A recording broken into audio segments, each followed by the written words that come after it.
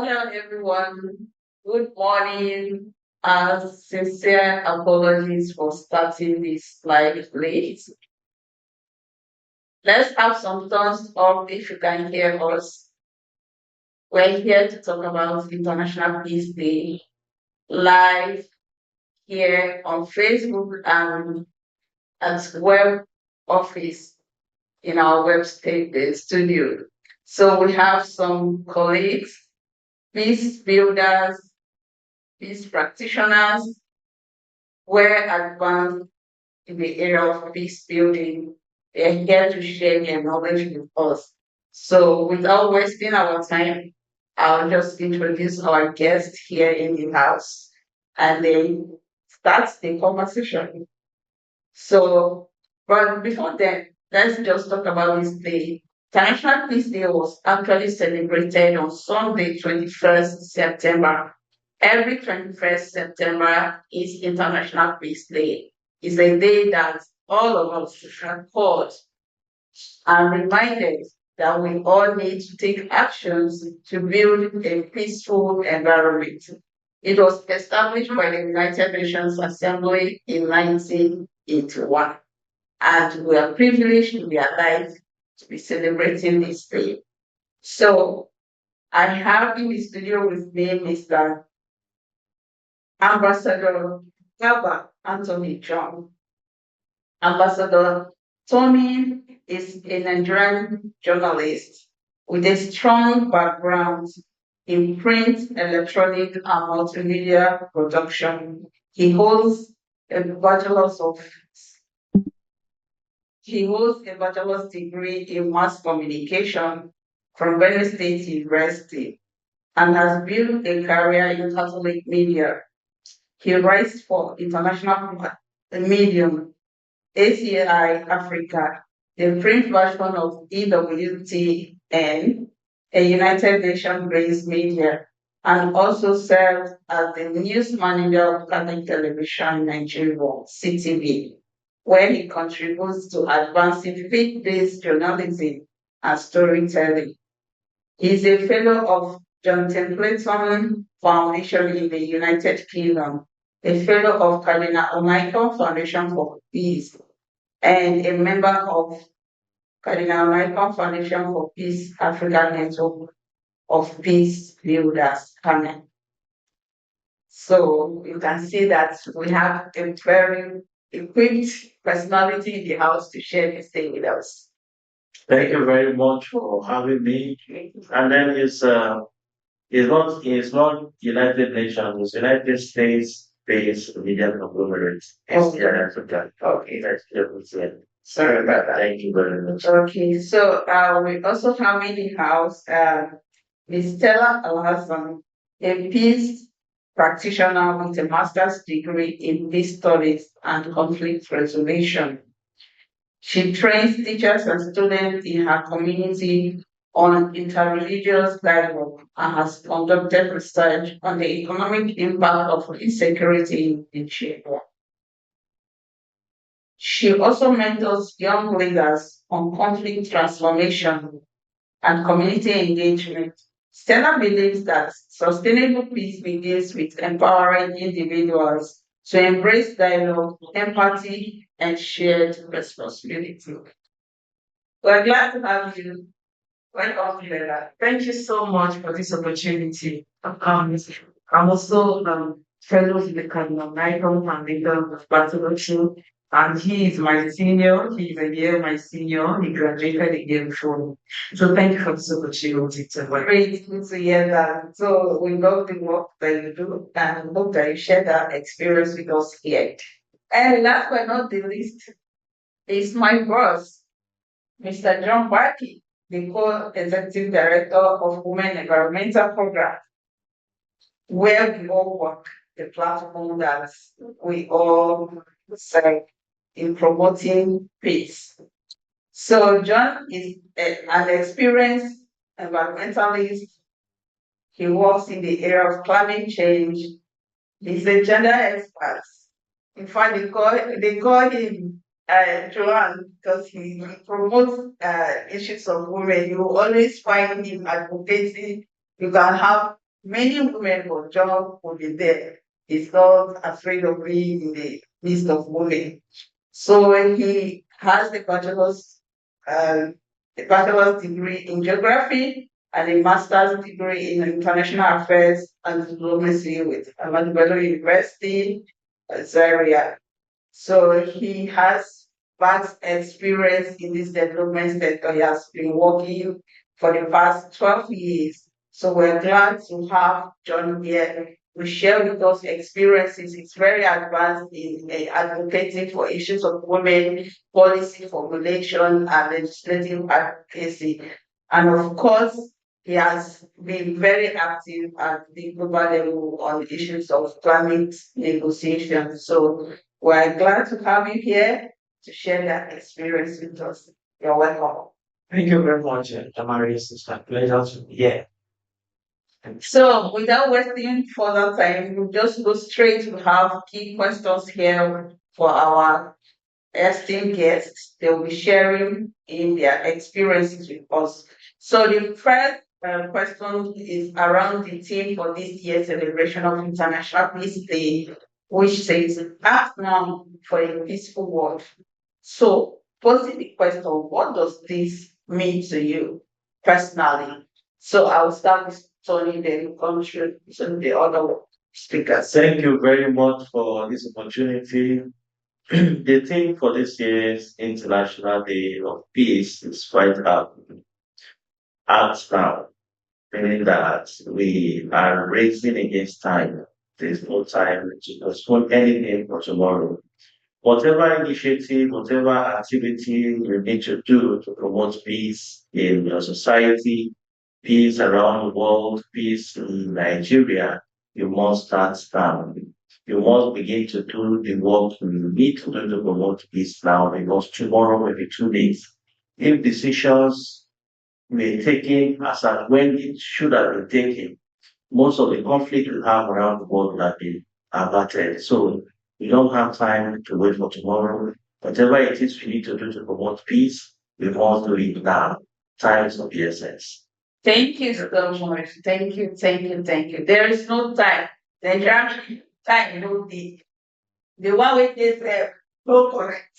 That means you have to act now. So I will move to Stella. Act now for a peace. What does this mean to you? So the word act is talking about action. So for me, it actually means taking daily responsibility through our words, through our actions, our choices, in order to promote understanding and justice and peace within our community. Meaning that whatever you're saying, whatever you're doing, whatever choices you make must be geared towards peaceful coexistence. Because most of the problems and the violence and the conflict we have emanates from our words, our actions, and our choices. So for me, this thing couldn't have been better than what it is. Thank you. Thank you so much. I like the fact that you said in our daily actions, we have to take responsibility and we should be conscious that our words can bring peace. Our words can bring conflict. So we should be mindful of the choices we make even when we're having our daily activities. Thank you so much. I move to my boss. What's now for a peaceful world? You understand it too. Yeah, this theme is very apt for this year's International Peace Day celebration. It implies that the world is on fire already.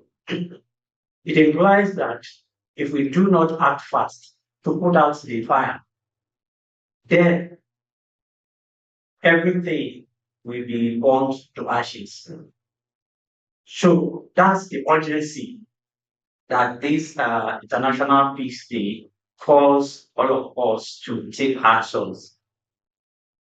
The There's a report that I saw online that the world currently is experiencing 13 different wars. It is alarming, and that excludes some minor community conflicts that happens here and there. So it means that the world is already on fire and we need to act immediately to put out this fire. Else, tomorrow may be too late for us to salvage the world. So it is very urgent and action that everyone needs to take. We all have the responsibility to take action.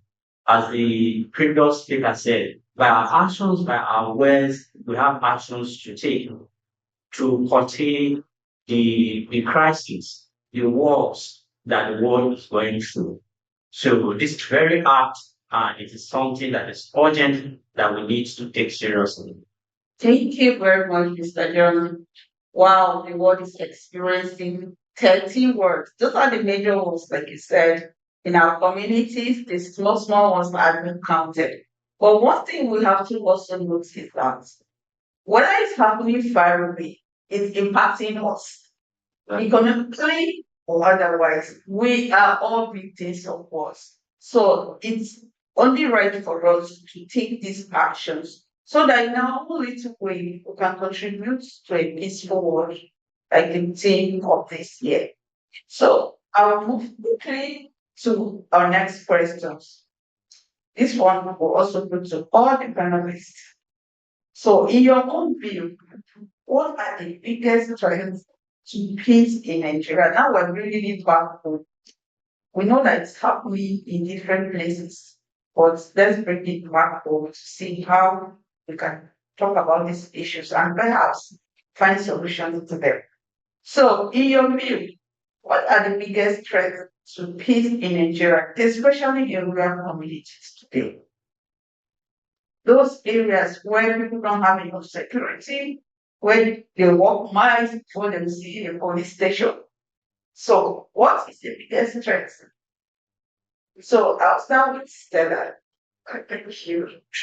For me, the major threats that I see coming from those areas is number one, poverty, unemployment, lack of infrastructures. Because of the rate of poverty in these rural areas, it becomes very difficult for them to meet their daily needs, daily, which is food, shelter, and clothing, and even get as simple as health facilities. Like you said, before they can see a police station, they have to go as far as miles, which for me is not how a society should be viewed. And then they hear things that happen in the urban areas where everything is available for them. You're breeding and nurturing something negative in their minds. It's actually the truth. And then they see their children unemployed, no educational facilities. When you go to their schools, they are dilapidated, the teachers are not paid, a lot of things are happening. And then they see people, their counterparts who migrate from those areas to the urban areas doing very well. And so when some people come to the rural areas, there's something that comes to their mind. They do harm to them. They kidnap them. They do them evil. They organize and they commit all sorts of crimes. Now, because of lack of infrastructures, that is just a basic need of every human being, which they don't have, they lack. These are also things that makes their mindset to begin to think if they are human or they are not human, if they are forgotten. And their mind becomes idle because they don't have the basic things of life that will engage them into a meaningful living in the society. Before you know it, they begin to have what they call an idle mind and it becomes a devil's worship. And they become tools, easy tools and praise that can be used by those who are already engaged in the act of what violence, who are what the exploiters, who are what the entrepreneurs of what violence. This might take on this question. Thank you. Thank you so much. You have really touched on many things here. We all know the issue of unemployment is alarming in our country. And we know that the largest population of this unemployment is the young people who are energetic, who can channel the energy into good, skillful activities. But When the opportunities are not there, you see that others will use them for their own benefits, which is creating violence and conflict in communities. So thank you so much for those points. We'll move on to our next speaker who will contribute to this.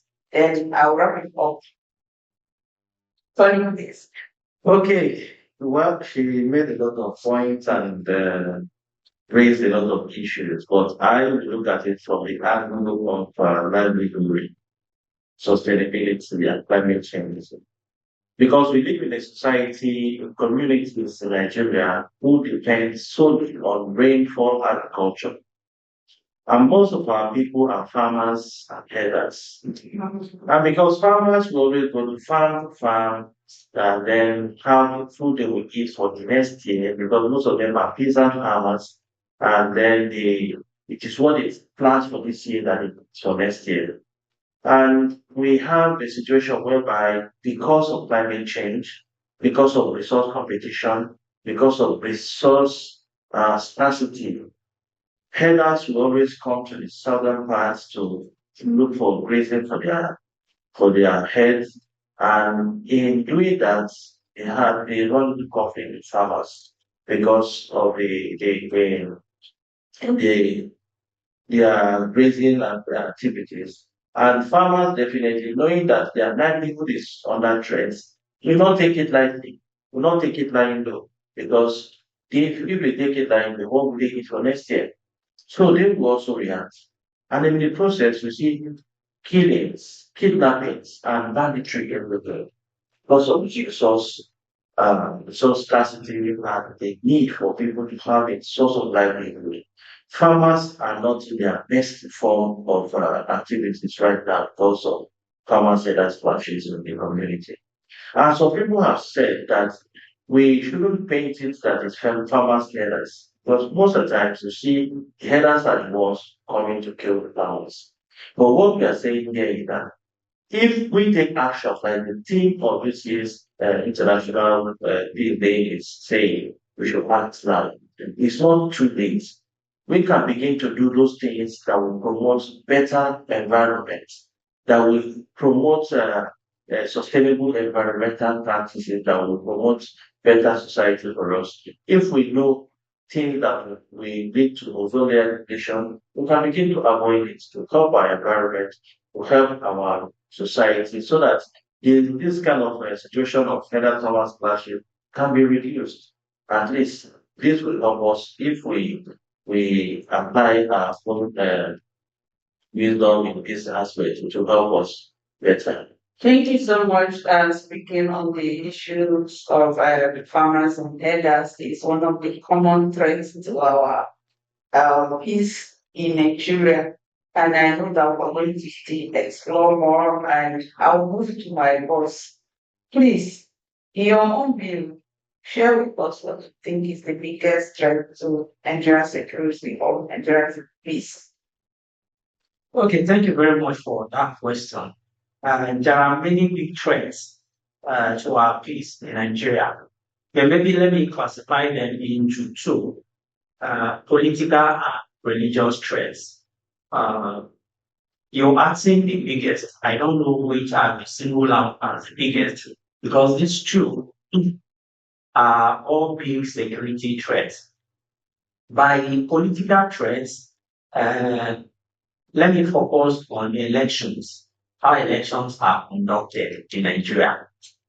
Since I was born, I've never experienced an election that is free and fair, where people go out willingly and choose their leaders. And after every elections, crises erupt here and there in different states. Sometimes it takes the national outcome. Sometimes you have pockets of crisis in different states. That is to tell you that people are never satisfied with the kind of leaders that, let me not say they chose, the kind of leaders that force themselves on them.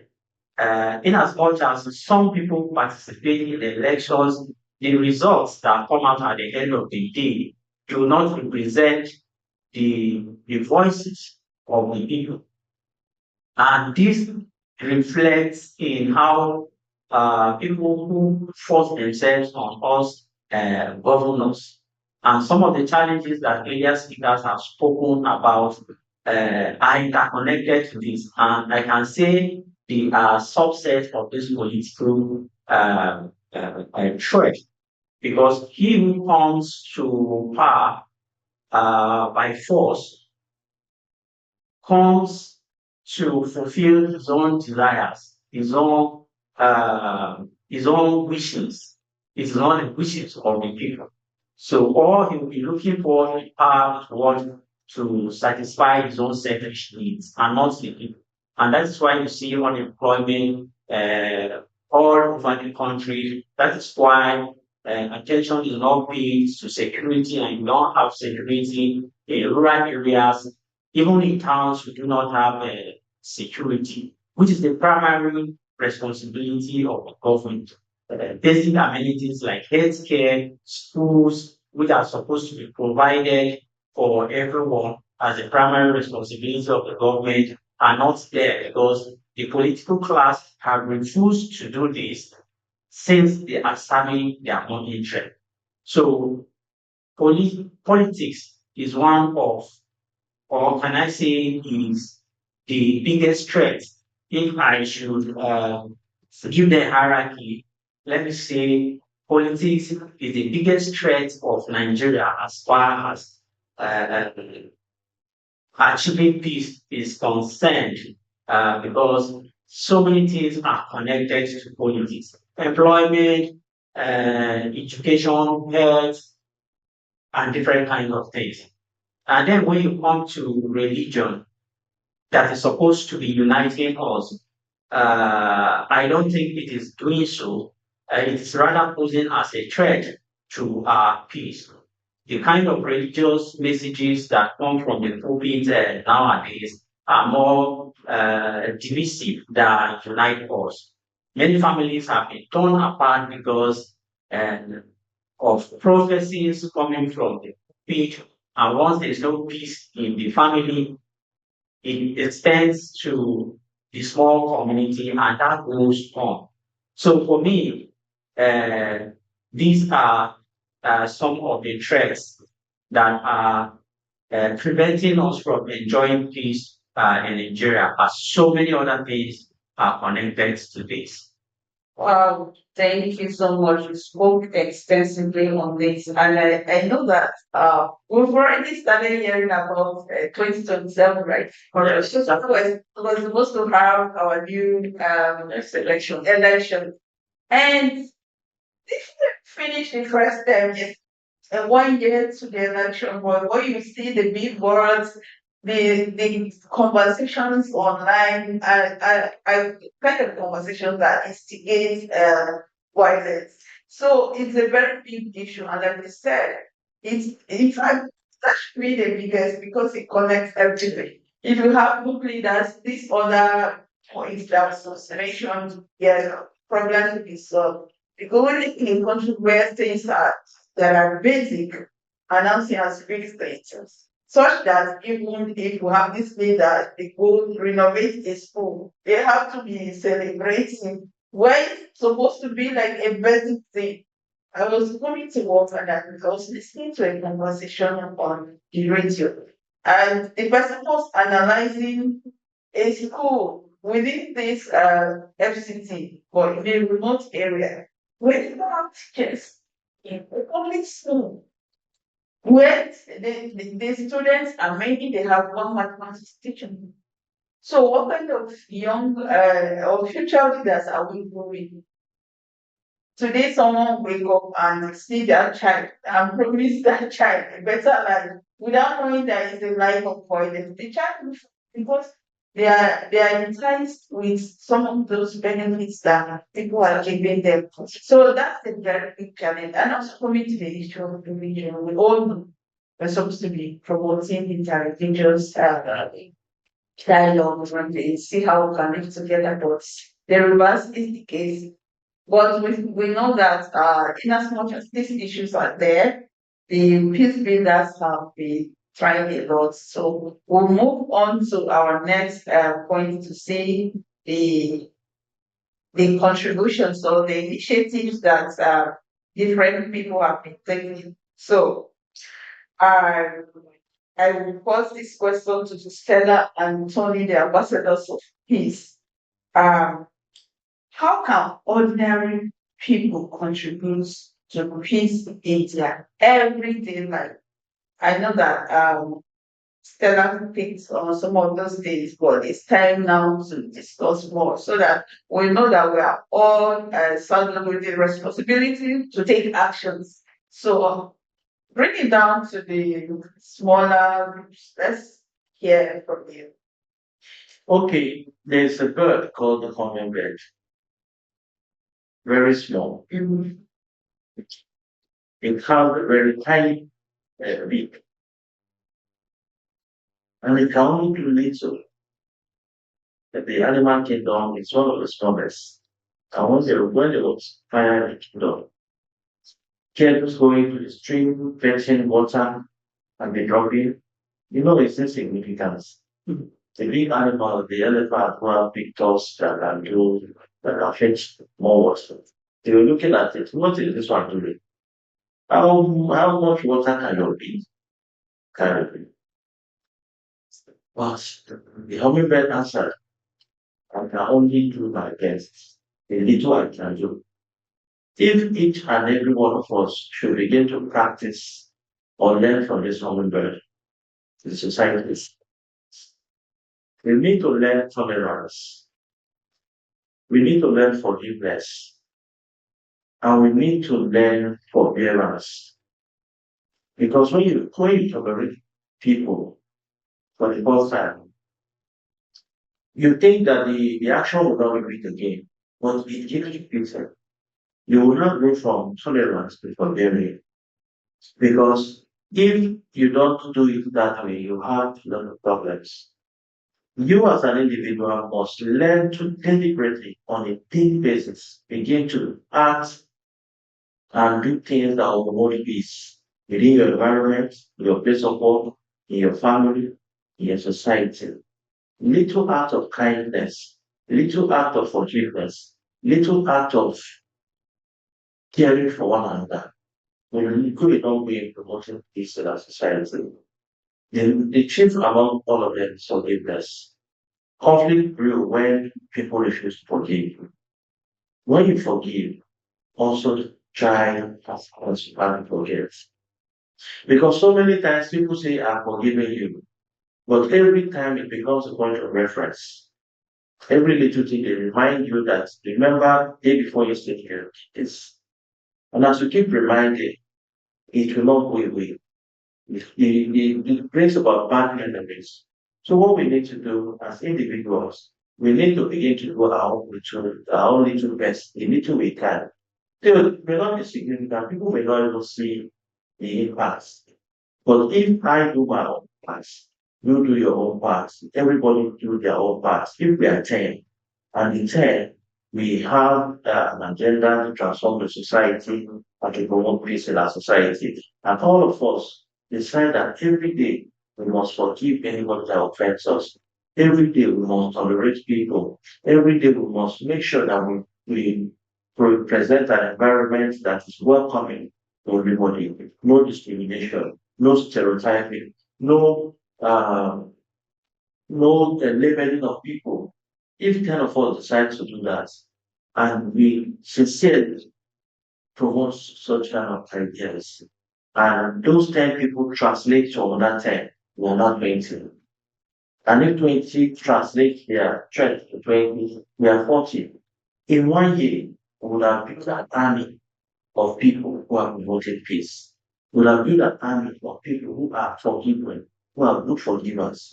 And when we begin to forgive one another, the society will be a better place. We are not saying that because we are forgivers should be taken for granted. No.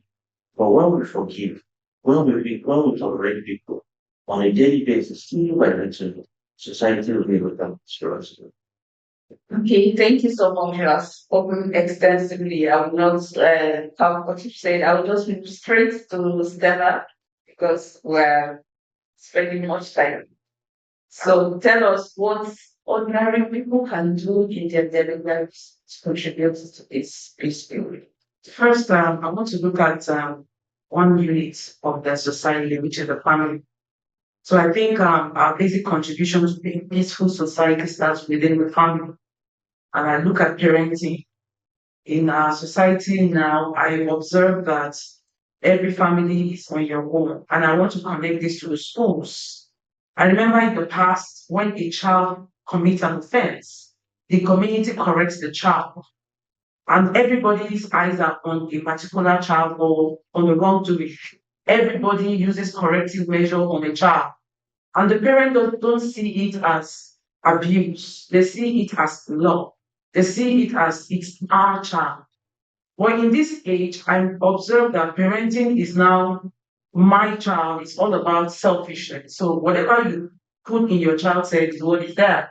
A child does something wrong, he can't be corrected at school, he can't be corrected by relations, he can't be corrected by neighbors.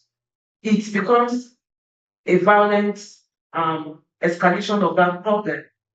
I remember some years back, as a child, I didn't know what school was all about. I just walked out of the school gate and I found myself in a strange place.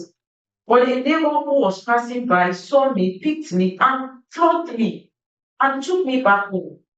My mother did not scold her for flogging me. She said, "You will have put your family in problem." And that still stuck in my head. So my parents appreciated her.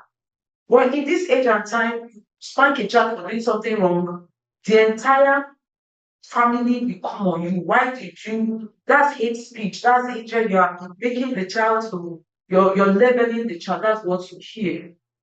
So for me, the family being the basic unit of the society where morals, where peace emanates from. We have our daily contribution where the mantra from the home should be peaceful coexistence. Make your child to see the other person, despite their color, despite their race, despite their ethnicity, despite their religion, no matter what it is, that this person is unique. This person is a human being. This person should be loved. This person should not be labeled. I tell you, if you start contributing that day, as my child is going to school, and I tell my child, as you go to school today, do not do this and that to this person. If this person does it to you, tell him you don't like it or report to your teacher. Don't go and cook him, don't go and fight him, don't go and do this. If you start doing that, little as it may seem, it will go a long way to sink into the head of our children because from the background of a teacher, I have seen uniqueness in every child that passes through my hands in every session. The first day you enter my class, I make you to know that we are a family, we love each other. We don't have different religion. So I don't preach three major languages in Nigeria in my class. I tell my children that every language is unique. We don't have three major languages. We have over 250 languages. So each one is unique. Each one is special. Each one is important. So look at them with the eyes of love. Don't look at their culture and look at it as it is something that you should overlook. So everybody is unique. So if we start this daily, inculcating the habit of accepting each other, loving each other, preaching peace to our children, I'm telling you, they'll go out and preach the same thing and tell this other person, hey, Samuel, no, don't say that to him because he's a Muslim. Doesn't mean he's bad. Don't say that to him. And then Isa will tell this other person, oh, Salam, that's not right. Why did you do that? My mother told me that it is wrong to do that to people. Before you know, you're building a community of peaceful people with good morals, acceptance, and understanding. Thank you. Thank you so much. I agree with you. It starts from the family. And if we are all allowed to correct the wrongs of children, because once they go bad, it's affecting everybody in the society. It's not just affecting that family alone. So it's a collective thing that parents should be able to go back to those days where everyone's child is another person's child, not these days that everybody wants responsible for their own family and then allow those bad habits to they would be children. So thank you so much for those points. I will move to Mr. John because most of you have been talking. Then let's bring in another angle. Uh, from your West experience, we know that you're very conversant with issues of climate change, but recently we've been having conversations around climate change with peace. So we have to connect this to the conversation. How does peace connect with other issues like climate change, poverty, and inequality? So we hope to hear from you, from your experience. Share with us. Okay, thank you so much for that question. Peace or absence of peace uh, comes as a result of something. That is to say, if there are wars or if there are crises, they have been caused by something. There are root causes. And if you dig deep into many crises that we have, or into many conflicts or wars that we have, they are linked to environmental resources. Like in Nigeria, I can I can point out several intercommunal crises or intra-communal crises that are there as a result of environmental issues. Even what is happening in the Middle Belt now is linked partly to environmental issues. It's linked to environmental issues because we do not have um, we do not have uh, enough land. Let me put it that way to go around everyone. So you have tussle over land in communities. This family claiming ownership to this land, and the other family claiming it is our land, and that results to conflict. At the bigger scale, you have people coming from other regions of the country to another region of the country because resources that will take care of their welfare or the welfare of the activities that they do are no longer there, but they are in abundance in a particular region.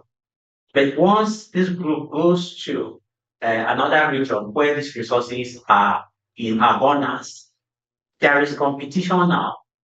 And what was abundant before is no longer abundant because several people are competing over these resources.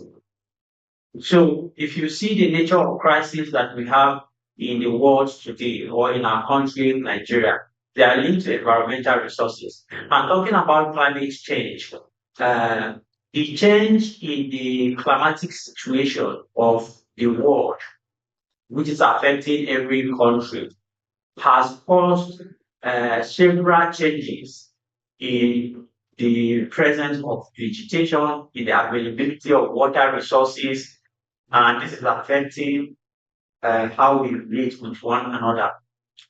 Because our existence on this earth is dependent on environmental resources. We build on land, we farm on land, we get our water for subsistence on land, our air that we breathe come from the land.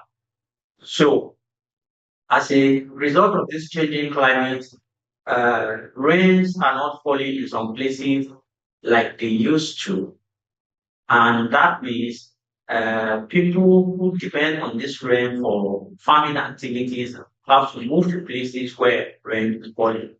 Let me bring the example out in Nigeria. We know the case of northern Nigeria, where they have fewer months of rainfall as compared to southern Nigeria or even north central Nigeria, where we have longer, several months of rainfall.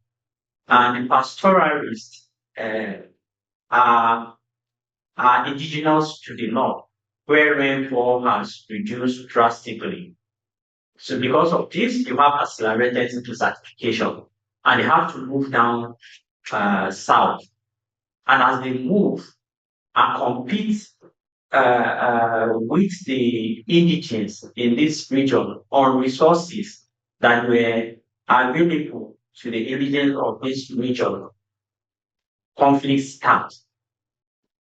And that is one of the angles where you have the conflicts, even though people may debate that it is not only tied to environmental issues, other factors are also involved. Yes, other factors may also be responsible for this crisis we are having in Nigeria.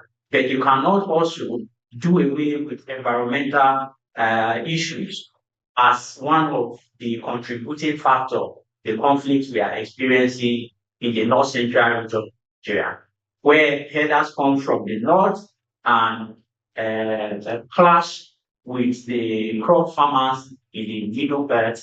And it is happening all around the country, and not just in Nigeria, not only in Nigeria, it's happening in other African countries as well.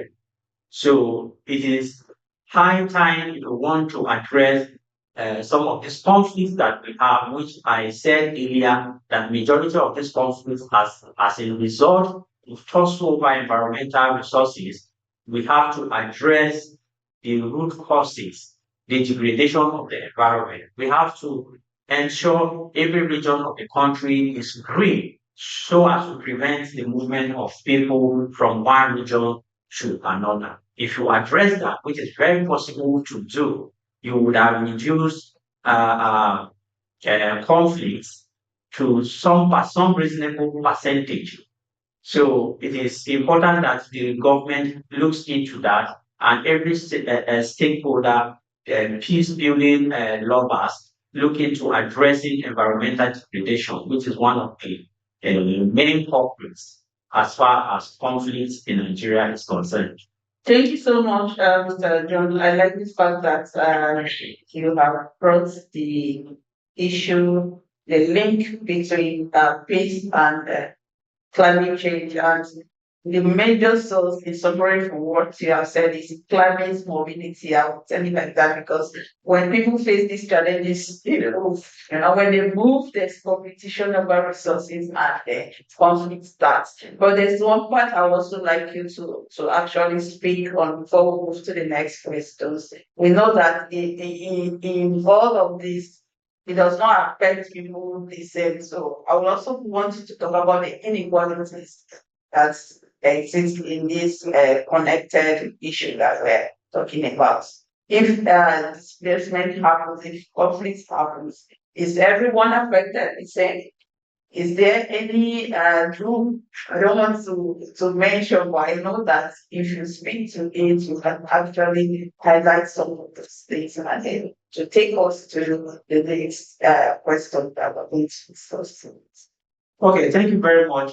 So conflicts or environmental crises, they do not affect people at the same level. This is because people have different vulnerabilities. Some are more vulnerable than others. Some are vulnerable in terms of resources, maybe economic resources, so they cannot uh, walk back their lives. They cannot go back to the situation they were once they have been hit by a crisis or an environmental change. And if you want to point out some of these groups that are vulnerable, you'll be looking at the aged. People who are very aged are vulnerable, very vulnerable, be it crisis or be it environmental challenges in affect them because they no longer have strength to run for their lives in times of crisis or in times of environmental disasters. I can talk about women, children, and persons with disabilities who are vulnerable by different degrees to crisis and environmental challenges. So let me leave it at this. I just want to highlight some of these groups that are vulnerable to crisis and to environmental challenges so that we know who to focus on when you are a peace builder or when you are intervening in a conflict situation. Thank you so much. I like the last point. Let's know who to target in our peace building initiatives. So moving to the next question, you know that we did not start on time waste, so good for us to keep to time. So we'll take this conversation maybe in the next 6 minutes. We should be trying to wrap up. So the next question is, what role can women play in promoting peace, and how can they be supported? So I'll start with Tony. Well, 1 minute. women and youths are very, very important in peace enterprise because they are usually at the receiving end of every crisis. So they have to deliberately carry out activities that will promote peace and then also ensure that they identify early warning signs of conflicts. When they identify early warning signs of conflict, they now have the opportunity of preventing such conflict.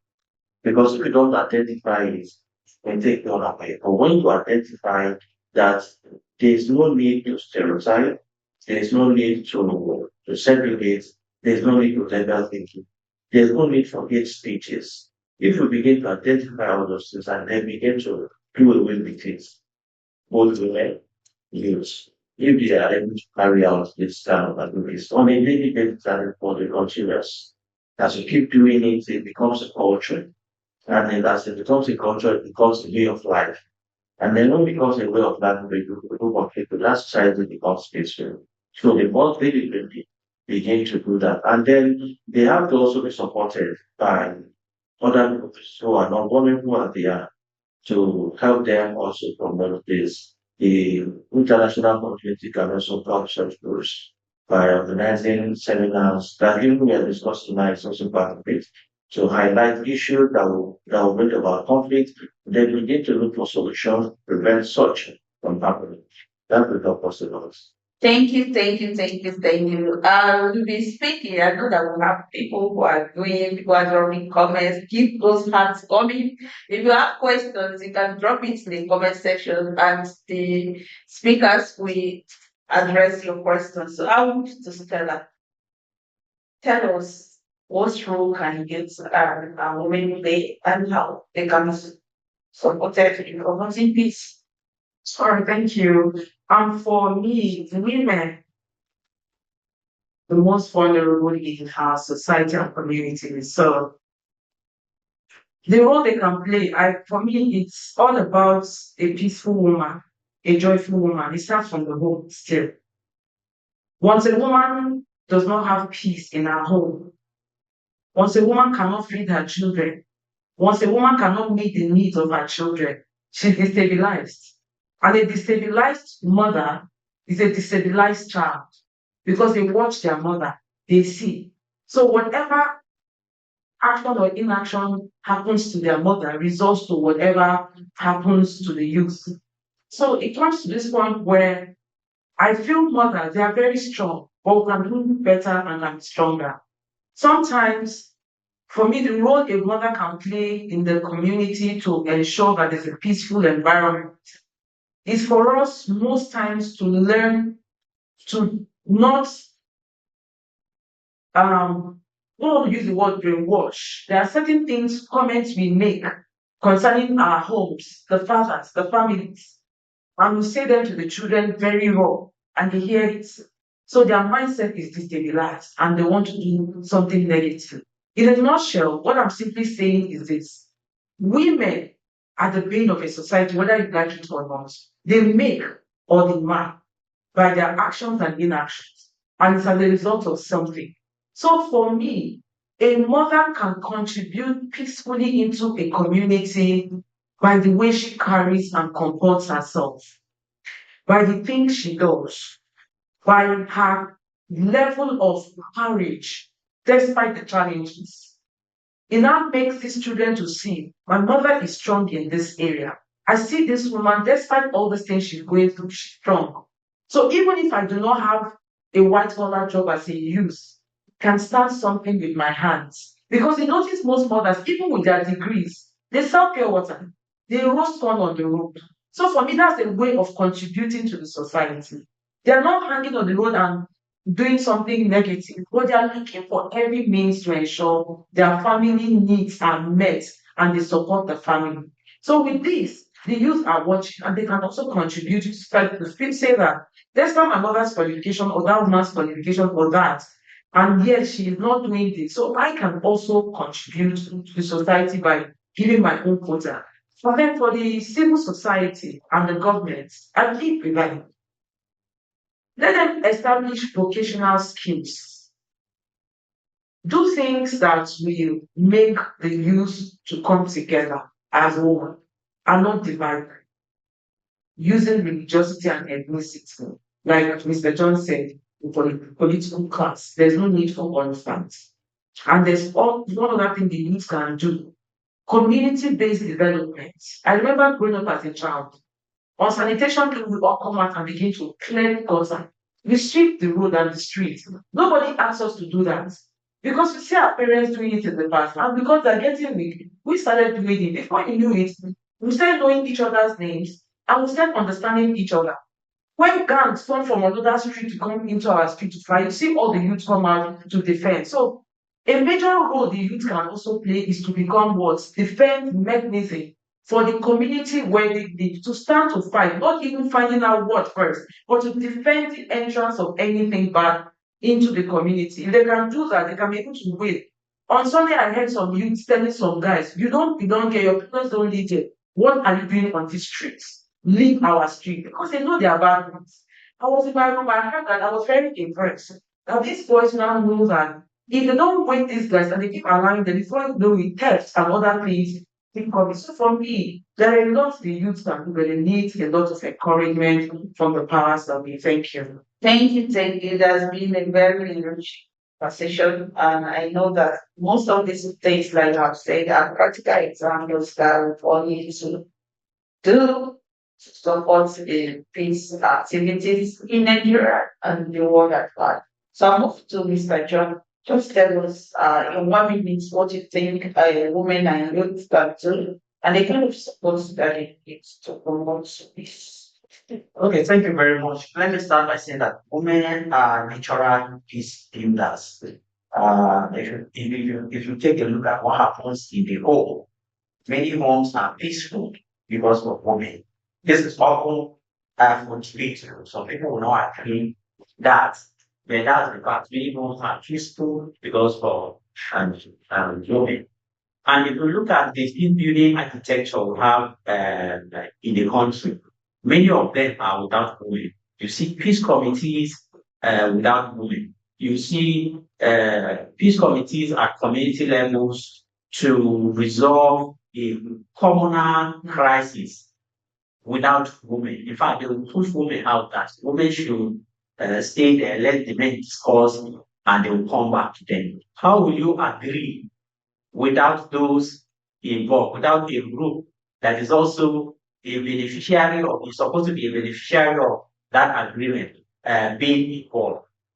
And that is where I call on all stakeholders to ensure that women are form part of any conflict resolution mechanism, because you cannot agree on something without the groups who are supposed to be beneficiaries not being involved. That kind of agreement will not be sustainable. And that is what's happening to many peace agreements that we have, or many conflict resolutions we have in our country today. And UN has also recognized the importance of women in peace building and conflict resolution by passing the resolution 1325. So that has to be taken seriously and promoted by government. So if the government does that, some governments have passed that resolution, and some have not. Then if the government adopts that resolution and takes it seriously, all peace building efforts around the country, we have women, we have youth, we have persons with disabilities, we have all the groups that are concerned that are to be beneficiaries of that peace building initiative. That's where I feel that women's perspectives will be brought to bear on ensuring that sustainable outcomes are produced from conflict resolution initiatives. Thank you, Mr. John. I like the fact that you're bringing the issues of decision making and agreements because we have a lot of treaties, we have a lot of policies, even within the country that when they're made at the global level, they are domesticated in countries. But you see that people that are making these decisions are making it on behalf of a group that is not represented. But they think that you that wears the shoe knows where the pinch is. If it's affecting you, you should be able to also contribute to the solution. When it's an inclusive decision, everybody takes ownership of it and takes responsibility. And also, I like the fact that we are connecting into the UN resolutions. Yes, well, we also have that for the youth as well. There is also a resolution on youth peace building. I think that should be 2022 50 also. So I like the fact that the conversation is not just starting from the bottom and it's starting at the global level, coming to our national level, down to the community level, where most of these people live and they are affected. It's been a long conversation. We'll take this last one, then we'll see if we have some contributions of Ryan, and then take it and wrap up. So this one goes to everybody, and I will start with Tony. You will tell us what message would you like to send to the world and to different actors in the peace building sector, to our viewers, everybody that will come across this conversation. Which message will send them? Thank you very much. My message to everybody working for peace around the world is for us not to give up. Let's not be discouraged with the wars we have in Ukraine, the crisis in the Middle East, the Sudan crisis, the Head Commerce crisis in Nigeria, the banditry, and so many other crises that we are having in Nigeria and indeed across Africa and the world. Let's not be discouraged. Let's continue to contribute our little quota toward peace. Let's start from ourselves. Be a peaceful person. The peace that you need starts from you and you can share it when you have it. Can't give what you don't have. Be peaceful, share the peace, and the world will be a better place. Thank you, Stella. All right. I will say that peace is not a distant dream. It is built in our everyday choices. We should listen before judging, invest in people and not in weapons.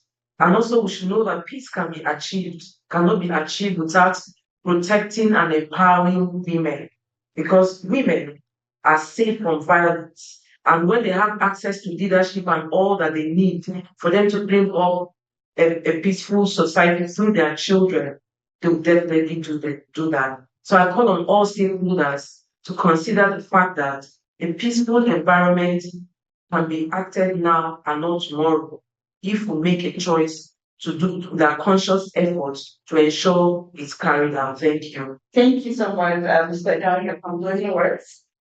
So my concluding words are coming like questions to you who are listening to us. Are your words or actions preventing a community or your household from enjoying peace? Or are you standing in between peace and crisis in a community or in a nation? If the answer is yes, you have to change. You have to reflect and change. That's why this day is important. It calls for reflection.